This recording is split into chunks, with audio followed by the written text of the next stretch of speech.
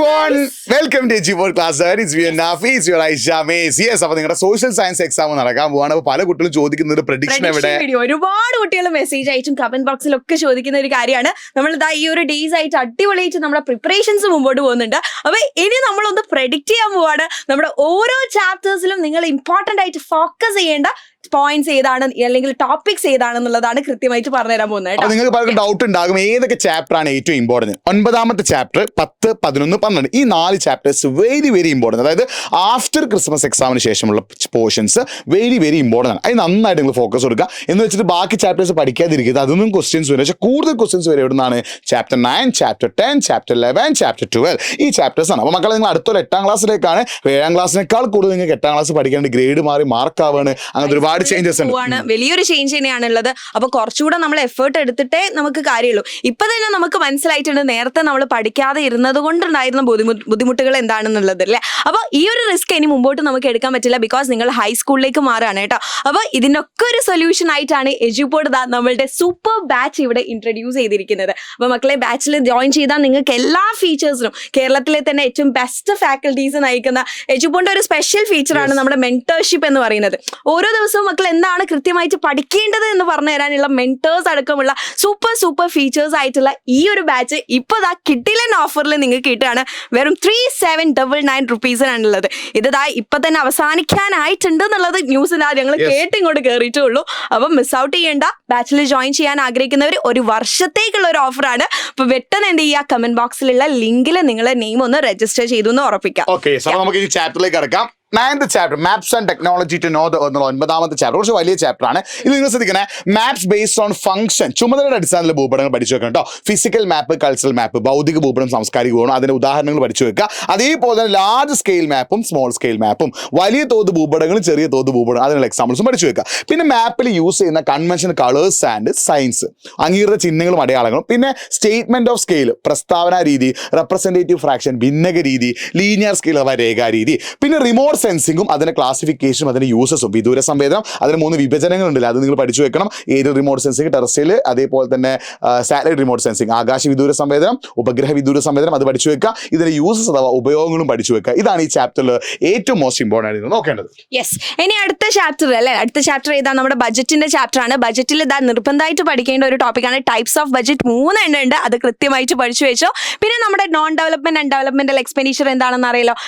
വികസനേതര ചെലവുകൾ അതൊന്ന് നോക്കി വെക്കുക. റവന്യൂ ഓഫ് ഗവൺമെന്റിന് എങ്ങനെയാണ് വരുമാനം കിട്ടുന്നത്, ആ സംഗതിയൊക്കെ മിസ് ക്ലിയർ ആയിട്ട് എക്സ്പ്ലെയിൻ ചെയ്തിട്ടുണ്ട്. ആ ടോപ്പിക്സ് ഒന്ന് പഠിച്ചു വെക്കുക.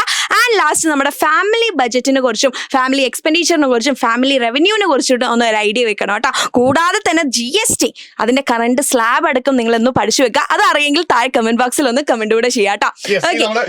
യെസ്, ഇനി അഗെയിൻസ്റ്റ് ഡിസ്ക്രിമിനേഷനിൽ നോക്കുവാണെങ്കിൽ 11th ചാപ്റ്റർ ആണ്.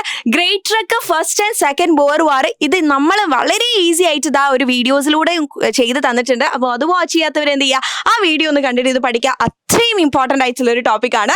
പിന്നെ laws implemented in South Africa, അതിന്റെ കോൺസിക്വൻസസ് എന്താണ്, പിന്നെ നമ്മുടെ സൗത്ത് ആഫ്രിക്കൻ ഫ്രീഡം സ്ട്രഗിളിന്റെ കാരണങ്ങൾ, കോസസ് എന്താണെന്നുള്ളതും, എങ്ങനെയാണ് ആഫ്രിക്കൻ നാഷണൽ കോൺഗ്രസ് രൂപപ്പെട്ടത്, അതേപോലെ തന്നെ സ്റ്റേ അറ്റ് ഹോം സ്ട്രൈക്ക് ഒക്കെ ഉണ്ടല്ലോ, ട്രീറ്റി ഓഫ് അറേഞ്ചിങ്, ആ കാര്യങ്ങളൂടെ ഫോക്കസ് ചെയ്ത ഈ ഒരു ചാപ്റ്ററും സെറ്റ്.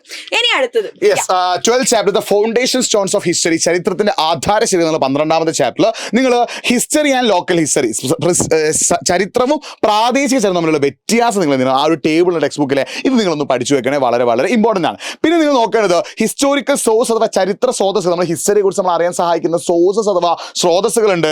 ആർക്കിയോളജിക്കൽ റിമൈൻസ് അഥവാ പുരാവസ്തുക്കൾ. ഈ ഒരു പോയിന്റ് നിങ്ങൾ എന്ത് ചെയ്യുക, നോക്കി വെക്കുക. പിന്നെ ഇതിൽ ആർക്കിയോളജിക്കൽ സോഴ്സസ് തന്നെ പുരാവസ്തു ശാസ്ത്രമായ സ്രോതസ്സുകളുണ്ട്. അതായത് ഈ മോണിമെന്റ്സ്, കോയിൻസ്, പാലസ്, ഇത് നിങ്ങൾ എന്ത് ചെയ്യുക, നോക്കി വെക്കുക. ഇത് വളരെ ഇമ്പോർട്ടൻ്റ് ആണ്. പിന്നെ നമുക്ക് ഈ ലോക്കൽ ഹിസ്റ്ററി, പ്രാദേശിക ചരിത്രത്തെ കുറിച്ച് നമ്മൾ അറിയാൻ സഹായിക്കുന്ന സോഴ്സസ് ഉണ്ട് അല്ലേ, അതിനെക്കുറിച്ചും ജസ്റ്റ് ഒന്ന് എന്ത് ചെയ്യുക, മനസ്സിലാക്കി. ഒരു പദസൂര്യൻ ഉണ്ട്, സൺ ഡയഗ്രം, അത് നിങ്ങൾ എന്ത് ചെയ്യുക, മനസ്സിലാക്കി വെക്കുക. ഇത്രയുമാണ് നിങ്ങൾ മെയിൻ ആയിട്ട് ഫോക്കസ് ചെയ്യുന്ന 4 ചാപ്റ്റർ. ഇത് കഴിഞ്ഞാൽ പിന്നെ ക്രിസ്മസ് എക്സാമിന്റെ പോർഷനിൽ ഇമ്പോർട്ടൻ്റ് ആയിട്ട് വരുന്നത് പവർ ടു പീപ്പിൾ ആണ്. ഈ പവർ ടു പീപ്പിൾ ഇത്രയും ടോപ്പിക്, ഗ്രാമസഭയുടെ ഫീച്ചേഴ്സ്, അത് ഡീസെൻട്രലൈസേഷൻ, വികേന്ദ്രീകരണം, അതേപോലെ തന്നെ പഞ്ചായത്തുകൾ ഫേസ് ചെയ്യുന്ന ചാലഞ്ചസ്, ഈ കോൺസ്റ്റിറ്റ്യൂഷൻ അമെൻഡ്മെന്റ് കേട്ടോ, ഭരണഘടനാ ഭേദഗതി, വളരെ ഇമ്പോർട്ടൻ്റ് ആയിട്ടുള്ള ഒരു ടോപ്പിക്കാണ്. യെസ്, പിന്നെ അവർ ക്രസ്റ്റ് കോർ മാൻഡിൽ അതിന്റെ ഫീച്ചേഴ്സ് പഠിച്ചു വെക്കുക. പിന്നെ അറ്റ്മോസ്ഫിയറിക് ലെയർ അന്തരീക്ഷ പാളികൾ 5 അതിന്റെ ഫീച്ചേഴ്സ് പഠിച്ചു വെക്കുക. ഡസ്റ്റ് പാർട്ടിക്കിൾസ് അഥവാ പൊടി പടലങ്ങൾ എങ്ങനെയാണ് ഭൂമിയിലേക്ക് എത്തുന്നത് അത് നിങ്ങൾ എന്ത് ചെയ്യുക നോക്കി വെക്കുക. അത് വളരെ ഇമ്പോർട്ടന്റ് ആട്ടോ. പിന്നെ ഇന്ത്യൻ സബ് കോണ്ടിലേക്ക് വരുമ്പോൾ boundaries of Indian subcontinent Indian ഉപഭൂഖണ്ഡ അതിർത്തികൾ, features of north Indian plain ഉത്തരേന്ത്യൻ സംബന്ധിച്ച സവിശേഷതകൾ, പിന്നെ എന്ത് ചെയ്യുക ഫാക്ടേഴ്സ് എഫക്റ്റിംഗ് ക്ലൈമറ്റിലെ കാലാവസ്ഥയെ സ്വാധീനിക്കുന്ന ഘടകങ്ങളും, പിന്നെ cash crop, food crop, fibre crop, oil സീഡ്സിൽ എണ്ണക്കുരുക്കൾ, ഭക്ഷ്യവിളകൾ, നാണ്യവിളകൾ, പിന്നെ നമ്മുടെ ഫൈബർ ക്രോപ്സ് അഥവാ നാരുവിളകൾ ഇതിനുള്ള എക്സാമ്പിൾസ് ഒക്കെ ഓർത്ത് വെക്കുക. ക്രോപ്പിംഗ് സീസൺസ് ഖാരിഫ് റാബീസ് ഏതും കൂടി എന്ത് ചെയ്യുക പഠിച്ചു വെക്കുക. ഇനി from food production to food security നിങ്ങൾ ഓർത്ത് വെക്കേണ്ടത് ടൈപ്സ് ഓഫ് ഫാമിംഗ് വിവിധ തരം കാർഷിക രീതികളാണ് അത് നിങ്ങൾ നോക്കണം. പ്രിമിറ്റീവ് സബ്സിസ്റ്റൻസ് ആ പോയിന്റ് ഒക്കെ ഓർത്ത് വെക്കുക. പിന്നെ ഗ്രീൻ റെവല്യൂഷന് അതിന് 2 ഫേസസ് അഥവാ 2 ഘട്ടങ്ങളുണ്ട്. പിന്നെ അതേപോലെ തന്നെ റീസൺസിൽ അതായത് ഇന്ത്യയിൽ പോവർട്ടി അല്ലെങ്കിൽ ദാരിദ്ര്യത്തിനുള്ള കാരണങ്ങൾ കൂടി നിങ്ങൾ എന്ത് ചെയ്യുക മനസ്സിലാക്കി വെക്കുക. പിന്നെ ഫ്രം ജസ്റ്റിസ് ടു ഇൻജസ്റ്റിസ് എന്ന ചാപ്റ്ററിൽ മാർജിനലൈസേഷൻ അതായത് എന്താണ് അരികുവൽക്കരണം വളരെ ഇമ്പോർട്ടൻ്റ് ആണ്. മിക്കവാറും നിന്ന് ഒരു ക്വസ്റ്റ്യൻ ഉണ്ടെങ്കിൽ അത് എന്തായിരിക്കും മാർജിനലൈസേഷൻ അഥവാ അരികുവൽക്കരണമായിട്ട് ബന്ധപ്പെട്ട റീസൺസ് ഓർത്തു വെക്കുക. പിന്നെ കോൺസ്റ്റിറ്റ്യൂഷൻ കംപ്ലീറ്റ് പ്രോഹിബിറ്റ് ഡിസ്ക്രിമിനേഷൻ വിവേചനങ്ങൾ പൂർണ്ണമായും ഭരണം നിരോധിക്കാനുള്ള കാരണം എന്ത് നോക്കി വെക്കണം. എക്സാമിന് എന്ത് ചെയ്തേക്കാം ചോദിച്ചേക്കാം. പിന്നെ ആരൊക്കെയാണ് മാർജിനലൈസേഷൻ ഫേസ് ചെയ്യുന്നത് സമൂഹത്തിൽ അരികുവൽക്കരണം നേരിടുന്നത് ആരൊക്കെയാണ്. യെസ്. ഇനി അടുത്തത് constitution path and guiding light അല്ലെ നമ്മുടെ 3rd ചാപ്റ്റർ ആണ്. അധികം ഇമ്പോർട്ടൻസ് കൊടുത്തില്ലെങ്കിലും ഒരു ചോദ്യമൊക്കെ നമുക്ക് ഈ ഒരു ഫസ്റ്റ് പോർഷനിൽ നിന്നും എക്സ്പെക്ട് ചെയ്യാൻ പറ്റുന്നതാണ് കേട്ടോ. അപ്പോൾ ഇവിടെ നിങ്ങൾ കോൺസ്റ്റിറ്റ്യൂവന്റ് അസംബ്ലി അതിന്റെ കീ ഫീച്ചേഴ്സ് എന്താണെന്നുള്ളത് നോക്കുക. നമ്മുടെ കോൺസ്റ്റിറ്റ്യൂഷൻ ഉണ്ടല്ലോ ഭരണഘടന അതിന്റെ ഫീച്ചേഴ്സ് കൂടെ പഠിച്ചു വെക്കണം. അതേപോലെ തന്നെ നമ്മുടെ കോൺസ്റ്റിറ്റ്യൂഷണൽ അമെൻമെന്റ് വളരെ ഇമ്പോർട്ടന്റ് ആയിട്ടുള്ളതാണ് കേട്ടോ. ഓക്കെ, സോ നെക്സ്റ്റ് നമ്മളുടെ എവിടെ നെക്സ്റ്റ് നമ്മളുടെ മിഡീവൽ ഇന്ത്യ കൾച്ചറൽ മൂവ്മെന്റ്സ് ആദ്യത്തെ 2 ചാപ്റ്റേഴ്സ് ഉണ്ടല്ലോ. അതിൽ നമ്മൾ പ്രധാനമായിട്ട് ഡിസ്കസ് ചെയ്യുന്നത് ഈ ഒരു ടോപ്പിക് തന്നെയാണ്. മുഗൾ ഭരണവും വിജയനഗര റൂളും ഒരു ടേബിൾ ഫോർമാറ്റിൽ ജസ്റ്റ് ഒന്ന് ഓടിയാൽ മതി. അതിന്റെ മിലിറ്ററി റൂൾ എങ്ങനെയാണ്, ഭരണഘടന എങ്ങനെയാണ്, ആ കാര്യങ്ങളൊക്കെ നിങ്ങളൊന്ന് നോക്കി വെക്കുക.